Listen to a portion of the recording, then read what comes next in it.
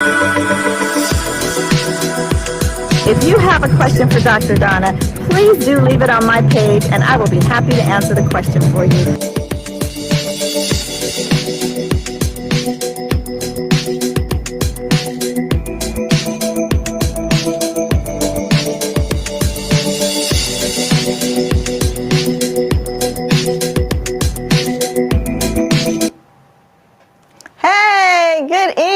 Everybody, welcome to another episode of Talking with Dr. Donna. I'm your host, Dr. Donna Carey, and I am so happy that you have joined us this evening.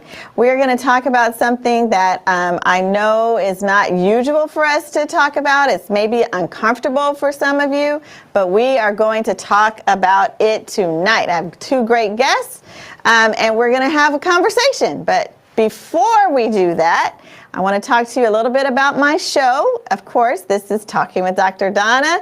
Every Thursday at 6:30 p.m. Pacific Standard Time, you have an appointment with your doctor. So join in. My goal is to build a network for generational health. That means that we as a community, that we are developing mental and emotional health, spiritual health, physical health, and we got to pay attention to our environmental health. If we pay attention each generation to these four pillars, I firmly believe that we can make an impact on premature deaths in the African American community. So thank you for being a part of the Generational Health Network. Tonight, we're going to really focus in on our young adolescent girls and boys, because sexual assault does not just occur in girls and anymore. I know you may have thought about that in the past, that it's only for girls. It's not just girls. So if you got any young children in your life, boys or girls, this is the show for you to watch tonight. If you are a male or a female, this is the show for you to watch tonight. As always, we have some great guests for you, and if you have a question, because I think tonight you're probably going to have a lot of questions, and if you do have a question, I want you to know that you can write it down in the comment section and let me know what questions you have. If you're on my YouTube channel and you have not subscribed yet, I'm going to encourage you to go ahead and hit that subscribe button while you are watching this episode, and then hit the bell icon so that every time I go live, you'll know. If you're watching on my Facebook page, go on over to my YouTube channel, hit subscribe if you haven't already done so. I appreciate you. Okay. Woo, let's get into it. So tonight I have two great guests. I have Tiffany Chaplin and Reverend Dr. Sarai Crane Pope. Both are my girls, and I appreciate them being on tonight. We're going to start with Reverend Dr. Sarai Crane. Let's go ahead and bring Dr. Sarai Crane in. We're going to call her Dr. Sarai tonight. Hi, Dr. Sarai. Hi. Hello. Good, Donna. How are you? I'm good. Welcome to Talking with Dr. Donna. Thank you so much for being here. Thank you for having me tonight. I'm going to talk a little bit about you, brag a little bit about you first, and then we're going to have a conversation and just talk, because you are so knowledgeable that we're going to have a conversation and you're going to help us to help ourselves. So let me tell you all about Reverend Dr. Sarai Crane Pope. She earned a Bachelor of Arts degree in Psychology and Education from the University of California, Santa Cruz. And while studying abroad in Ghana, West Africa, she acknowledged her call to ministry. Upon returning to the United States, she preached her licensing sermon and was ordained by the age of 24. She has served in full-time vocational ministry, and she's also earned her Master's of Theological Studies degree at the Pacific School of Religion in Berkeley, and her doctorate, come on now, in ministry from San Francisco Theological Seminary. Her dissertation is entitled Towards a Healing Church, Psycho-Spiritual Healing for Female Survivors of Sexual Violence in the Church of God, and address the crisis of sexual and intimate violence in the United States and biblical text. We're going to get into that. Don't worry. I know. Put a pin right there, everybody. Put a pin. Dr. Crane is state certified in sexual assault counselor and nationally certified member of the American Association of Pastoral Education. She's also the co-chair of the Alameda County United Against Human Trafficking Task Force and various community initiatives in the city of Oakland and greater East Bay area. So that is Reverend Dr. Sarai Crane. Hey! All right. I want to introduce my second guest, Tiffany Chaplin. Are you there, Tiffany? Yay! I'm trying to be there.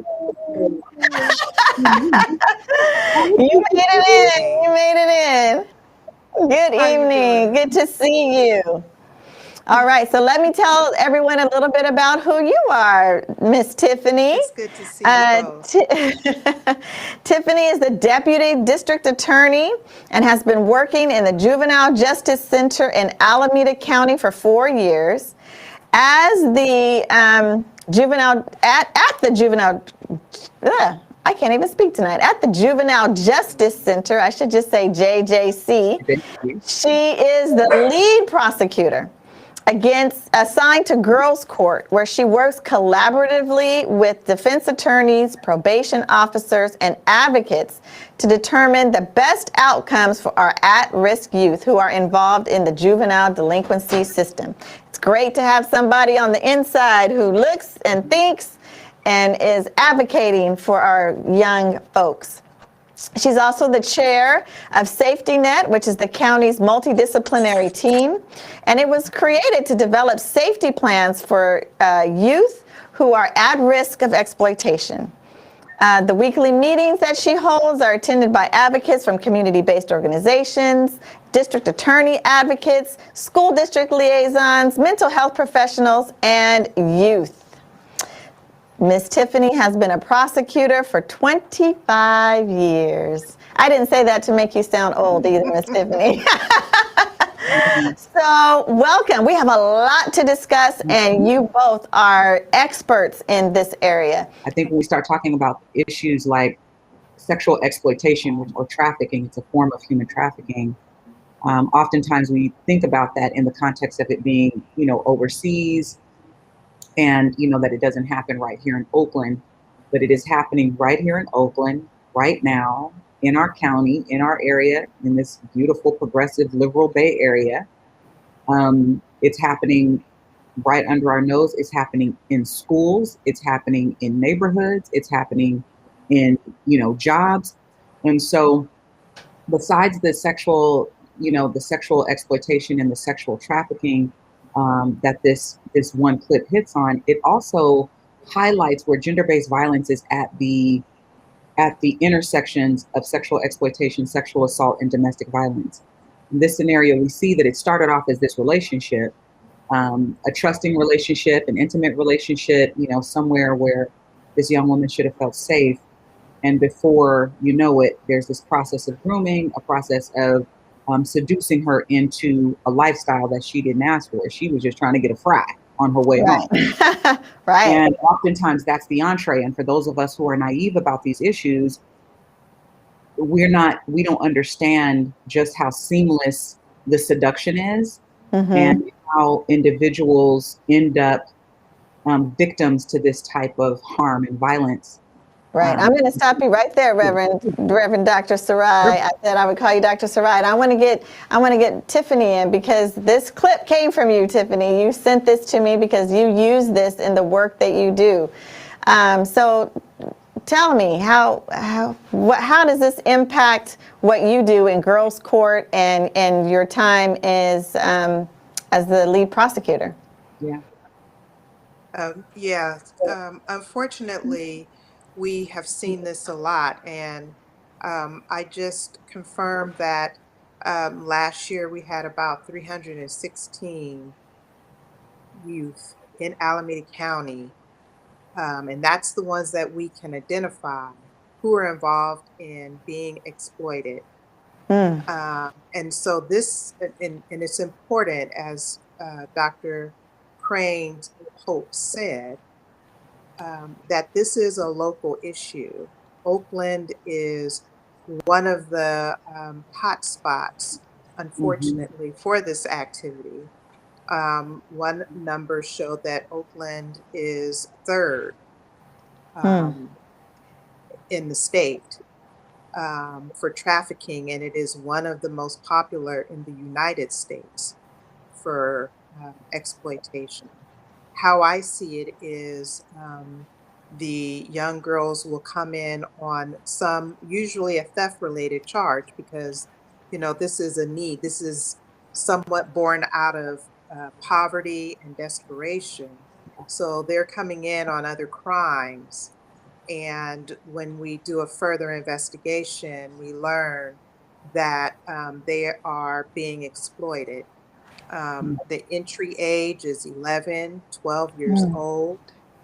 And when you think about it, it makes sense for those of us who either have young children or work with young children. That is a vulnerable age. Girls are learning about themselves. They're um, beginning, you know, to get interested in in the other sex, or sometimes the same sex, but in a different Mhm. way than a friendship. And it's very sad, but I want to underscore that it is happening here and Yeah. now. Hmm. I want Mhm. to just put a definition up of what trafficking is and exploitation, and have you all talk about how you would define trafficking and exploitation. So it says trafficking involves transporting someone into a situation of exploitation. Well, we saw that a little bit in this video, right? Is there a difference between trafficking and exploitation, or are they on a continuum?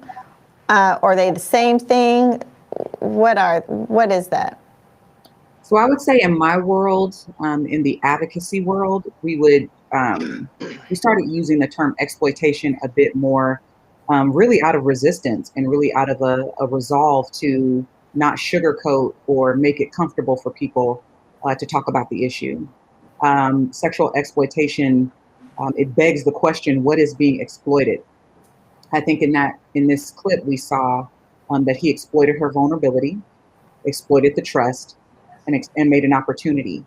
And ultimately, what it is the commodification of the body. And so, and oftentimes, trafficking isn't just a woman's body. You don't see it. You don't typically see it solo. You see it in tandem with trafficking drugs, trafficking, guns, trafficking, a variety of other things that are illegal. But yeah, that would be the distinction that we would make. And I think um, human trafficking is a bit more palatable. It's Mm-hmm. easier to talk. We don't like to use sexual language because we sexualize the issue instead of making the issue about exploitation and or violence. Um, but I think human trafficking is more inclusive of sexual trafficking, labor trafficking, and other types of ways that human bodies are commodified. Got it. Mhm. Tiffany, do you want to add to that, or what do you say? No, I agree wholeheartedly with the doctor here. And especially it does make people uncomfortable to say exploitation. But we need them to sit in that because we want them to act Mm-hmm. uh, and take measures either through advocacy to the legislators for policies, for funding, for to when they see something, say something. I know we're saying that, using that term a lot, Mhm. but there are national hotlines that can be contacted if you suspect that a youth is being exploited. And we want people to know this isn't about, I know when I was growing up, we would call the girls the fast girls, right? Mm, And yeah. right, and so, oh, she's fast, and this isn't Right. about that. This isn't about promiscuity. That's right. Um, and so we want people to kind of reframe their thinking around what is going on with the young girls who you think are fast. Mm. Mhm. Very important. Yeah.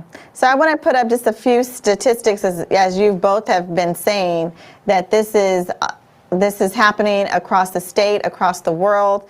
We know that globally, about 71% of those who are exploited are female, but almost 30% are male. And I think that's something that a lot of us forget, that this is not just for girls. This is about the boys as well.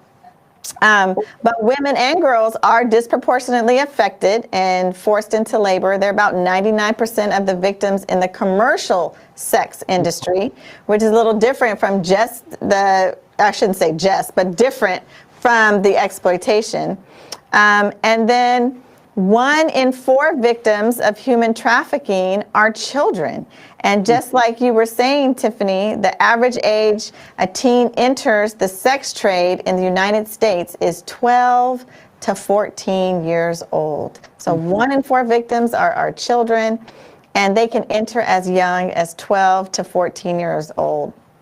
And then finally, according to the National Human Trafficking Hotline, and I know these are things you guys already know, this is what you deal with every day, but I want to just give some information for the audience, that California consistently has the highest number of human trafficking incidents reported in the United States. So that California is a hot spot, like you said. But there's something that you said, Tiffany, I want to go back to. You said that this is not about promiscuity. That's right. Can you just say a little bit more about that? Like, if it's not about promiscuity, right? If it's not the fast girls, like, what is exploitation and human trafficking, a sexual assault? What are these things about? Well, and just like Dr. Crane stated, it's about making the body into a commodity for someone else. And I think when we talk about exploitation, what happens is they choose the most vulnerable victims in our society. So you will see largely youth who are involved in the foster care system. That's right. Are being exploited. And so these are youth who, are not with their families. Sometimes they are not feeling love or supported. And so they will attach themselves to anyone who shows them an amount of love. And then those people twist that love in a very, wicked way. Just like you saw in that cartoon, which, gives kind of a high level of what can happen. And there are trauma bonds that form between the youth and their exploiter, wherein she believes, and I'm saying she, sometimes it is he, that the person who is exploiting them is the only person who will accept them. That's right. That there's no one else who is going to be there for them. That's their ride or die, right? And even though they're being mistreated at times, there must be something that they did to deserve it. And that's how the domestic violence part of it comes in, which is, it just twists their mind. And so if you have someone who is in the foster care system, who's 11, 12 years old, who is looking for love, and someone comes to her, then that is a very sad combination. And at that point, it's not about, oh, she likes sex, which is what we mostly, the fast girls are promiscuous because they like to have sex with one or multiple people. It's more than that. This is what she's doing to maintain her relationship. And so it goes much deeper. It's not about satisfying a sexual need. Yeah. So, Dr. Sarai, you want to expand on that, or you good with that? Perfect. Something else? Perfect. Okay. I want to put this, you guys are just like I just appreciate you being here, because we need to talk about these things that are difficult to talk about. And so I thank you for being on tonight. And for those of you who are watching, if you have any questions, please leave them in the comment section and we'll get to them towards the end of the show. But let us know if you have any questions that you want. You said this, Ms. Tiffany, so I want to just put this up. It's talking about the estimate of 1 out of 7 endangered runaways were likely child sex trafficking victims. And of these, 88%, just like you said, Ms. Tiffany, were in the care of social services or foster care when they ran away. Our most vulnerable children getting taken advantage of. Mm-hmm. Now, Reverend Sarai, you used to work and still do work in the domestic violence realm. And we know that this, as we saw in the video, starts out in a relationship and then it turns into violence. Can you talk a little bit about that move, that change, and how that impacts our young girls and women or men who are in these situations? Absolutely. And I think, there's so many layers, and one of the problems that has happened in the field is that we have otherized these types of violence, and we're otherizing it oftentimes out of, I think some of it's a lack of knowledge. I think some of it is, a lack of awareness around, where things are at the intersections. I like to intentionally use language like gender-based violence because it's inclusive of exploitation and trafficking and sexual assault and domestic violence. I think an intimate relationship is one of the easiest entrees for this type of, violence that happens. Unfortunately, I think on a global level and on a societal level, we look at these as sexual issues and not violent issues. And when we think about violence, we think about Black and brown boys getting shot up in East Oakland, not understanding that exposure to domestic violence, sexual exploitation, sexual assault, specifically intimate partner violence, is the number one indicator for a child that will end up either causing harm or experiencing harm in their lifetime. So exposure to that in childhood is the single greatest predictor of their experiences long term. And we're not having those conversations. And so when I'm talking to people about, this surge of gun violence or the type of gun violence that we see in places like Oakland and other urban areas, I'm like, okay, so if someone is using gun violence to manage conflict, you think they're going home and hugging their girlfriends and wives or their partners? No, they're beating them, they're raping them, and then they're forcing them to get money, right? Like, you're not going to have some kingpin who's just trafficking meth and heroin out there and doesn't see that a woman, if you sell some meth, some coke, a crack rock, you're making one transaction and then that person goes away and then that product and inventory is gone. You have a body that is still breathing and can still make money. And so now what you find is this entree into these relationships, and before you know it, they become extraordinarily abusive, extraordinarily manipulative, and really violent. But a lot of times, even the victims themselves, they know that they're experiencing harm, but they won't necessarily call it violence, especially if they have been exploited to the point where the individual that's exploiting them makes them believe that they're the only ones who will keep them safe. We also know that individuals that try to leave the life are so vulnerable to other types of violence, particularly being killed. So I think that, forms of prevention is complicated. We're talking about how do we prevent these types of violence. If we're looking upstream, we're really looking at what it means to be in healthy relationships. We're looking at what happens when we do have a foster care system that does not protect girls, especially Black and brown girls. And I'll also say that a lot of queer and trans youth are extraordinarily vulnerable because the market for queer and trans bodies is so profitable, okay? And you have a whole lot of people out here, and this isn't some perv that's in a creepy car. These are B-boys in hoodies and Jordans, and they are purchasing trans women, okay?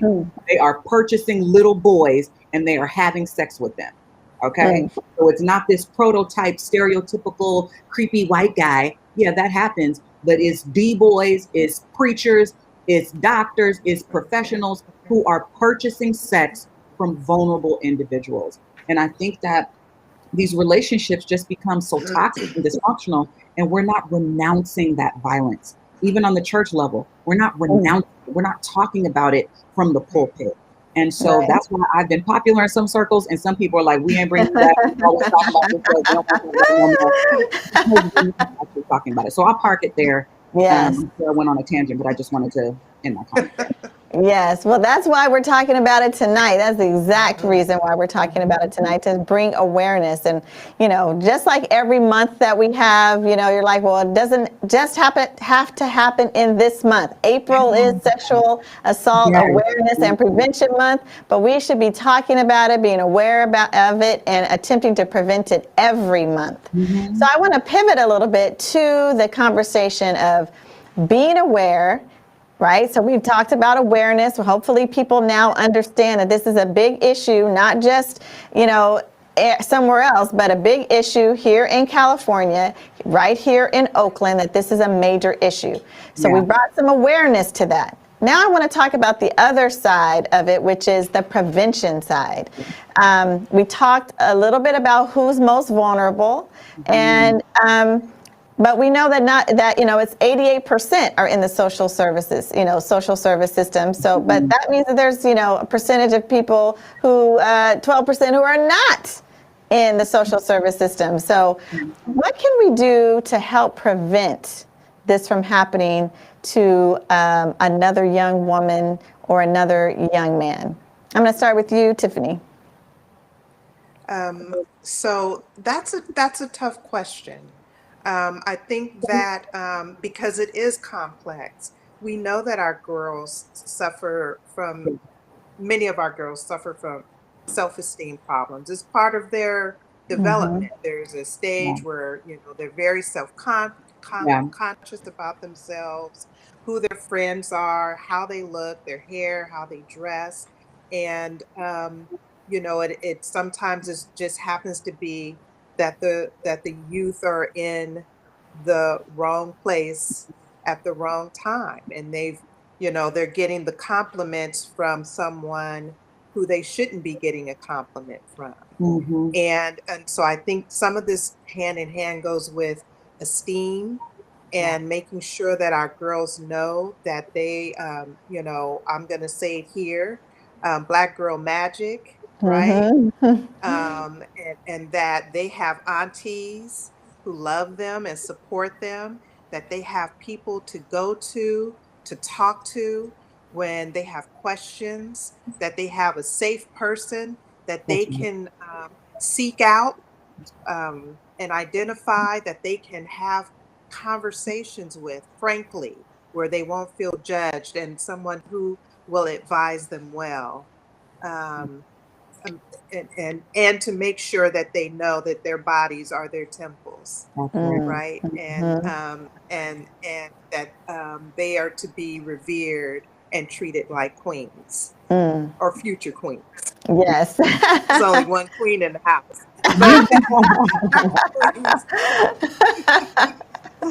That's right. Thank you. All right. Reverend Sarai, what do you think? So I think that this is going to sound very cliche, but the answer is very simple. It really is love, and lavishing love, because when you see the absence or the withdrawal from love is when the vulnerabilities increase. And as we see, the statistics do suggest that the overwhelming majority are individuals that have entered into social services or foster care, but that's not always the case. I've had, folks who had two parents in the household. So this whole racist trope around, well, Black people only have, one parent in the household, and, the mom was a crackhead. And I'm not saying that those things don't happen, but it can happen with two families, two parents who are working hard, who love God, who's exposed their kids to education. But there's a vulnerability there that gets exploited by the intimate relationship. The other thing that I'll say, Dr. Donna, is that I find that the burden of prevention around sexual violence, gender-based violence, domestic violence, exploitation usually rests on the victim. You need to, build your, build your self-awareness and go out 2 by 2 when you go with your girlfriends, and, make sure you text somebody and share your location. But we're not talking about the individuals that are causing harm. We're not talking about the fact that this wouldn't be such a lucrative, institution if there weren't men buying bodies. Mm. And we need to talk about what it means to be a purchaser. We need to talk about what it means to be an exploiter, because gone are the days where, you have this 1970s Superfly pimp with a, mink hat on and an alligator Cadillac on Vogue. No, these are 15 and 16-year-old boys who are selling their little homegirls, selling, sex on campus, okay, at Mm. Skyline. It's happening right now. Mm. In COVID, out of COVID. And so how do we talk to young people and just talk to adults about what it means to honor the temple? Amen. What it means when the desecration of not just the body, but the family system and the kingdom and the nation. Mhm. When, how not African it is for us to do these types of things to one another. And Right. so I really feel like if we address the commodification issue, when we address the purchasing issue, that we will see a major decrease. Now we're in crisis and intervention mode, and the upstream prevention side seems so overwhelming. But I think when we can really get to that, we will see some impact. I had to just write down commodification. I'm like, what the heck? Right, just dropping all kind of high Scrabble words on my show. Don't be dropping Scrabble words. Commodification. Okay, I get it. Yes, that's very deep, very deep. And I just want to underscore what you both have said, which is, the statistics shows that most of this happens to people like within the ages of 12 to 14. And we know that that is such a vulnerable age for for so many reasons, just in terms of normal development. They are unsure of themselves. So we can pour in love from the household, in the family, into that child. But there's just that developmental kind of void that happens in that age group that makes them such easy targets because of their development mentally and physically at that age. I also want to go back to something you both said, which is really talking about the victim and not the perpetrator. Both of you work in high power positions where you get to focus in on the perpetrator. So I'm going to start with you, Tiffany, because you're the prosecutor. What do we do about these perpetrators or with these perpetrators? What is that system like for them?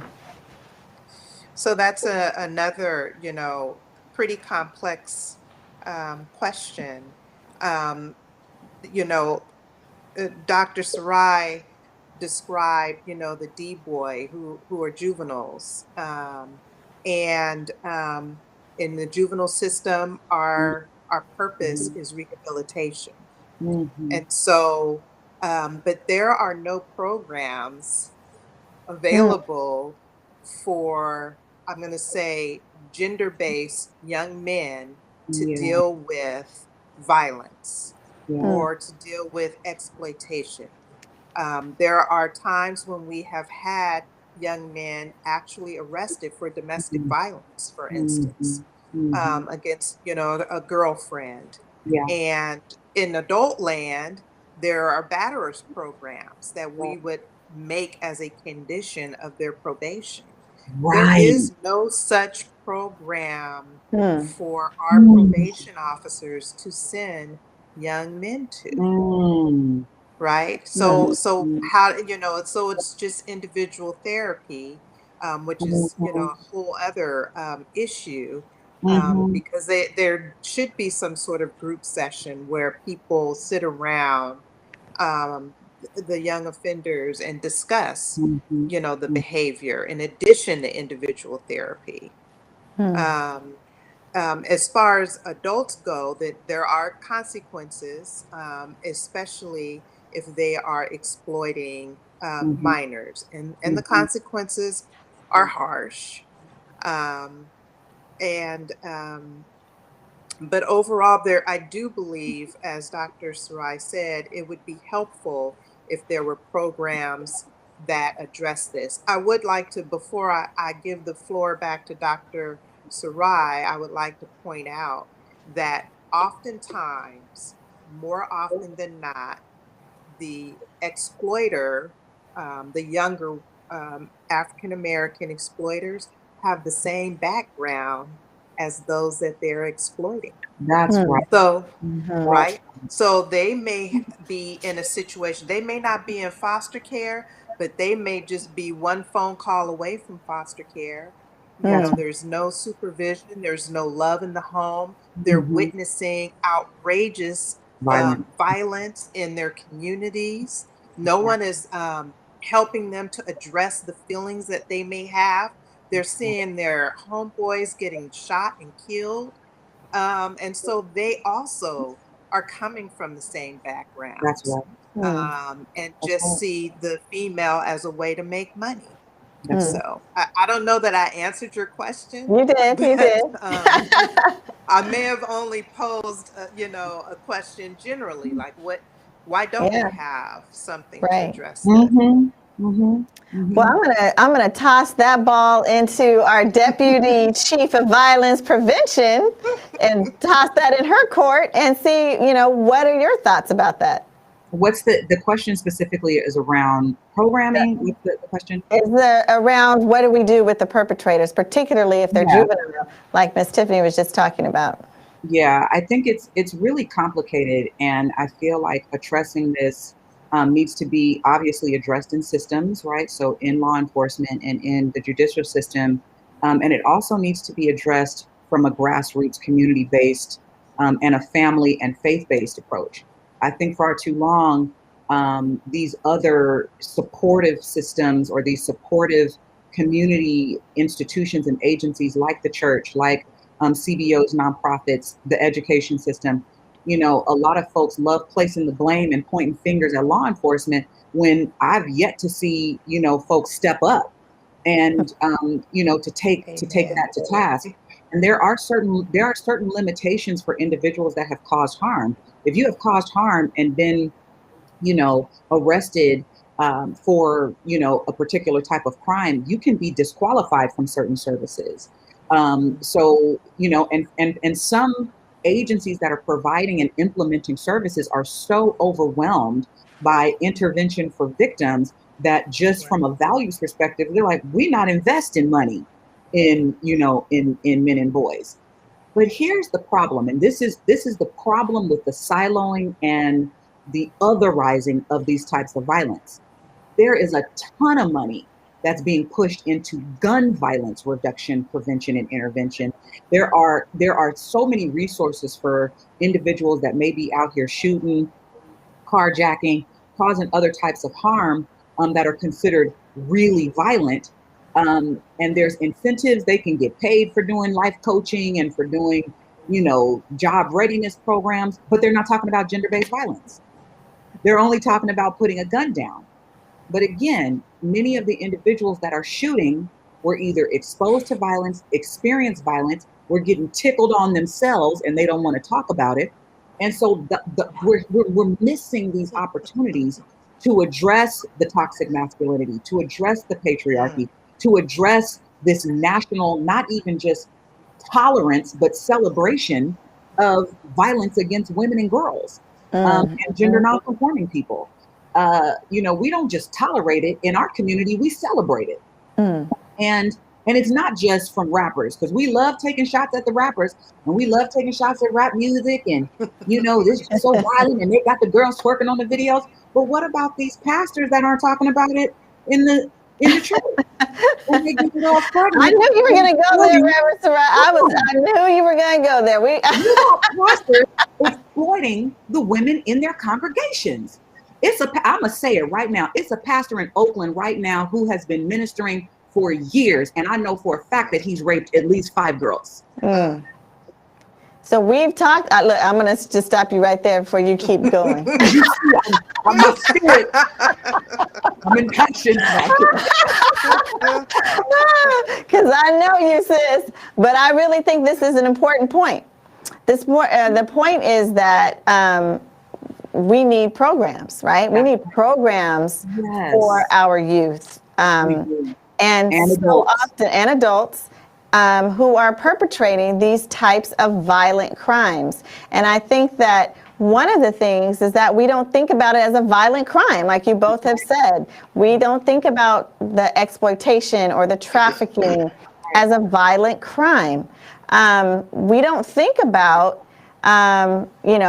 sexual assault within a relationship as a violent crime. But it is all violence. And I think it's important when you talk about having a department of violence prevention that you're there to be able to make sure that within the system, we recognize all types of violence, not just the gun violence, but all types of violence. But I want to go back to this system approach, right? And I'm a firm believer that if you want to change the system, you got to sometimes get into the system, and you both are in the system. So as working on behalf of our children in the system, that's how you make it better, right? You get great people to come in and work in that system to make changes. So I know I'm putting you on the spot with this question, so sorry. But I'm going to ask you, you can take a moment and pause and think about it. But if you could change one thing within the system that you're currently working in to help this situation, what would it be? If either of you are ready to answer that question, I'm ready. That helps us as citizens to help advocate on behalf of what somebody within the system says should be done to make a significant change. So I know you're ready, Reverend Sarai. Go ahead. I'm ready because what I bring to my systems experience is 20 years of nonprofit experience, right? And vocational ministry experience, where I had no support. What I will say is that if there was one thing I can change in Oakland, and I'm making a plea to everyone who's listening right now, is that we put the pressure on policymakers to invest in these types of programs. I got into the system to try to influence and provide leadership to advocate for really pulling down resources. I'm not taking shots at nobody on council or any of our elected officials, but I will say this, that in the city of Oakland, progressive Oakland, old liberal Oakland, grassroots community activism Oakland has invested less than 0.1% of its annual budget in programs geared for gender-based violence. Less than 0.1% of the annual budget. And that 0.1 was actually an increase. Okay. So it's like, put the money where the mouth is. The numbers don't lie. That's what Sean Carter said. The men lie, women lie, numbers don't. So you have all kind of folks that talk about the types of things that they stand for. And this is but where is the money though? So my plea is, there is a special meeting on Monday that is being held by our city council to address some of the recommendations that came out of the Reimagining Public Safety that came out. This was a process that was initiated and co-authored by Council President Nikki Fortunato Bass and Council Member Lauren Taylor from East Oakland. And the Reimagining Public Safety Task Force published over 100 recommendations for council to consider in reappropriating some of the funds that are coming in our annual budget.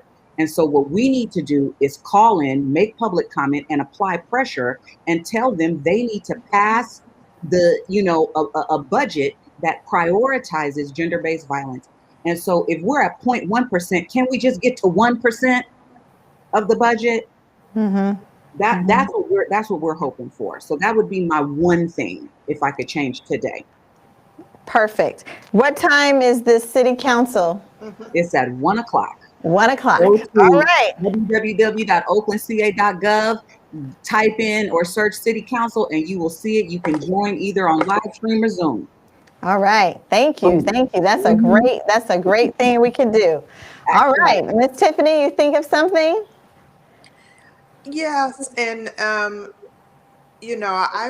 have many conversations with many people from many walks of life Yeah. and many backgrounds. And what I would really like to see is, as opposed, I think that systems move very slowly, Mm.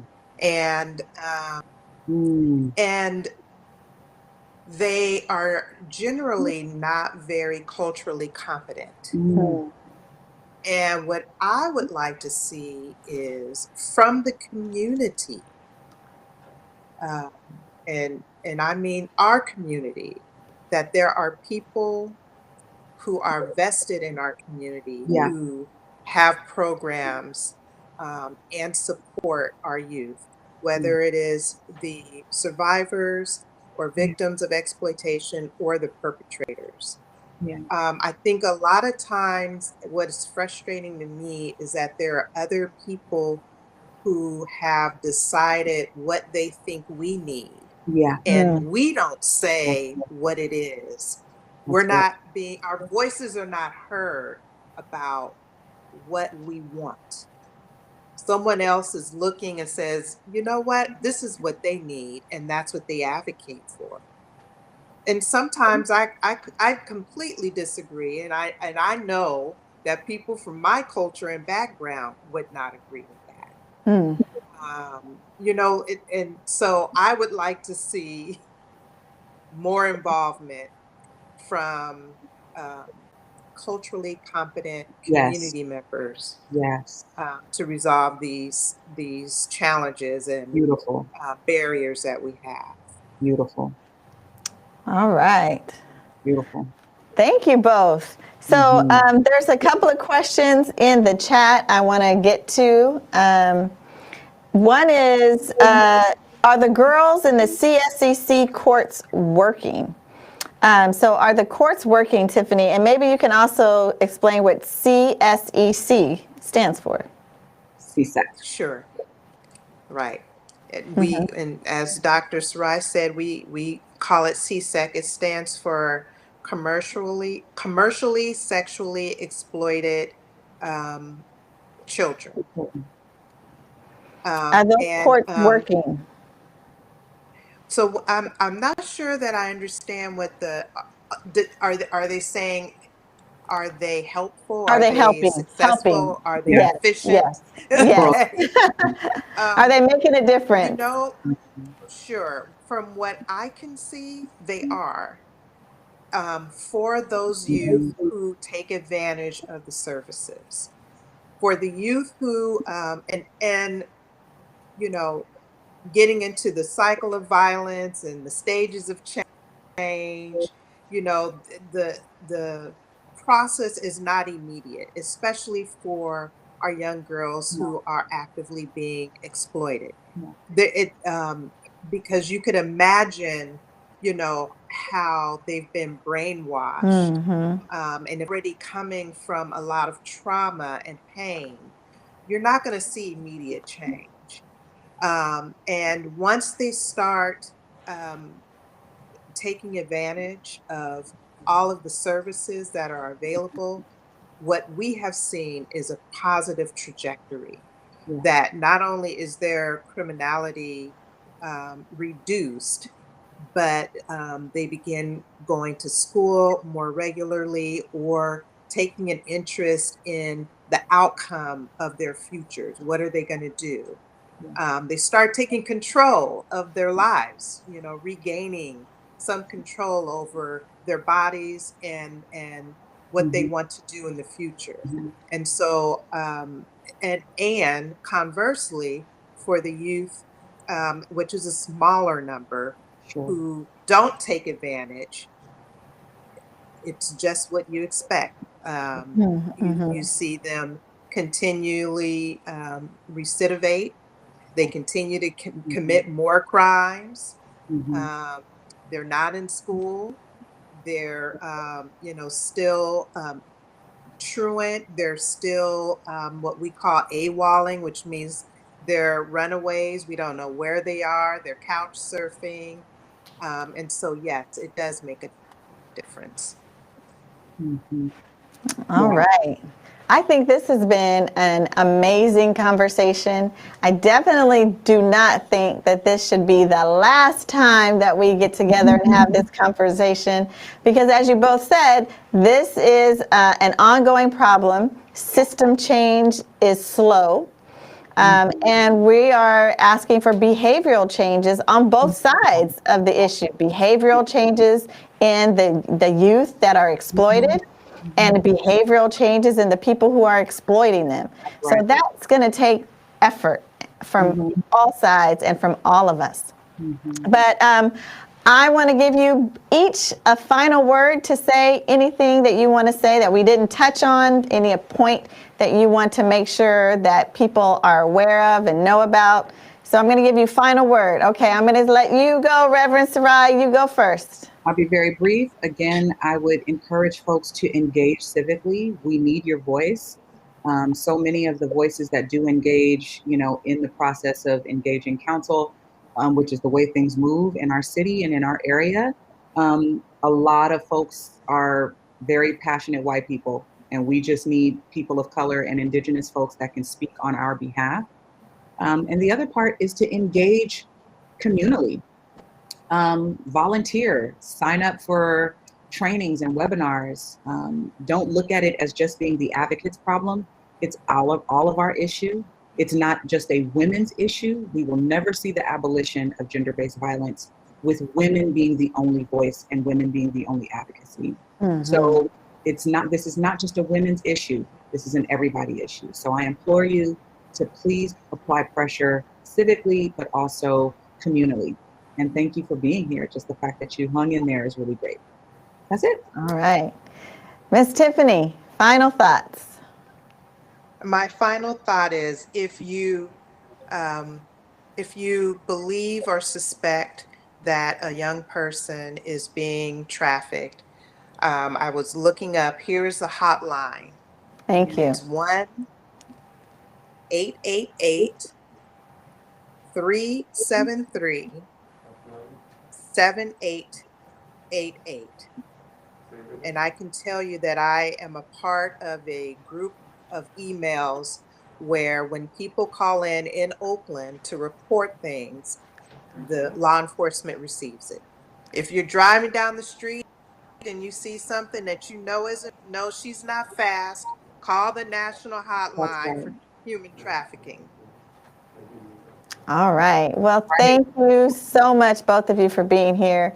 So I guess my prescriptions, Dr. Donna's prescription, my prescription when you see a doctor and you have an appointment, my prescriptions are exactly what Reverend Dr. Sarai said, which is to get involved with the city council. We talk a lot about police reform and let's take money from the police and put it here or there or everywhere. Well, let's put it right here into some programs for our youth, to the offenders and those who are exploited.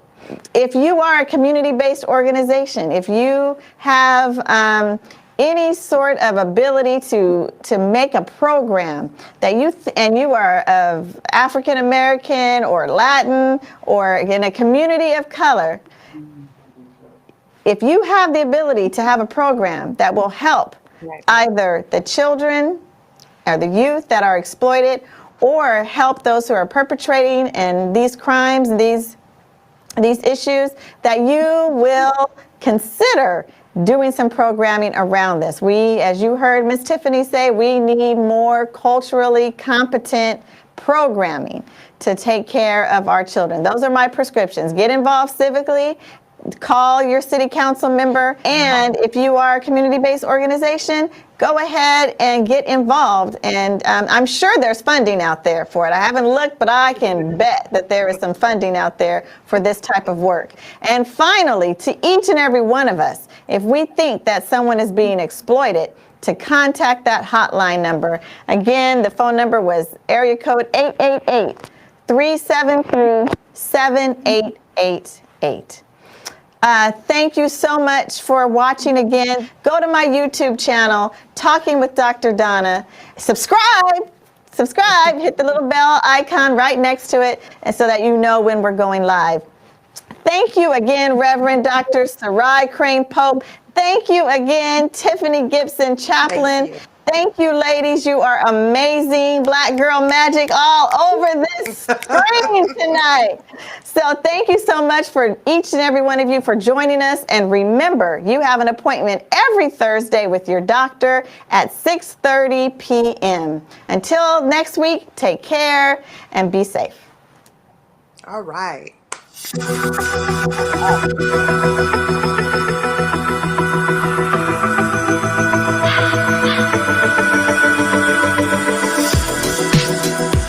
If you have a question for Dr. Donna, please do leave it on my page and I will be happy to answer the question for you.